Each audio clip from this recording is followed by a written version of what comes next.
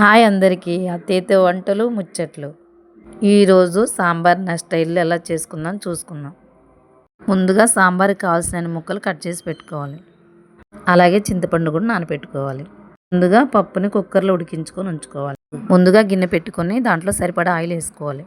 Oil వీటైన తర్వాత కొంచెం కరివేపాకు వేసుకొని మనం ముందుగా కట్ చేసుకున్న ముక్కల్ని కొంచెం కొంచెంగా ఆయిల్లో వేసుకోవాలి. గిన్నెలో ముక్కలు వేసుకున్న కాసేపటికి సరిపడ పసుపు వేసుకోవాలి.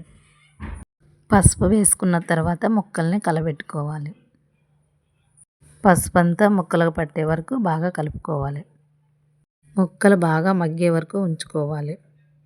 ముక్కలు మగ్గిన తర్వాత మనం ముందుగా ఉడకపెట్టుకున్న పప్పుని గంటెతో ఇలా మెత్తగా చేయాలి. తర్వాత ఆ పప్పులో కొన్ని వాటర్ పోసుకొని కలిపి ముక్కల్లో పోసుకోవాలి. ఆ ముక్కలకు సరిపడే ఎసరు పోసుకోవాలి. మనం దాన్ని కలుపుతుండాలి. మనం పప్పు వేసిన తర్వాత ఇప్పుడు మనం సరిపడా సాంబార్ పొడి వేసుకోవాలి. అది వేసుకున్న తర్వాత ఒక స్పూను కారం వేసుకోవాలి. అలాగే సరిపడంత ఉప్పు వేసుకోవాలి. ఇప్పుడు వేసుకున్నవన్నీ బాగా ముక్కలు పట్టే వరకు కలుపుకోవాలి. ఇది కలుపుకున్న తర్వాత సాంబార్లోకి సరిపడంత ఇంగు పొడి వేసుకోవాలి.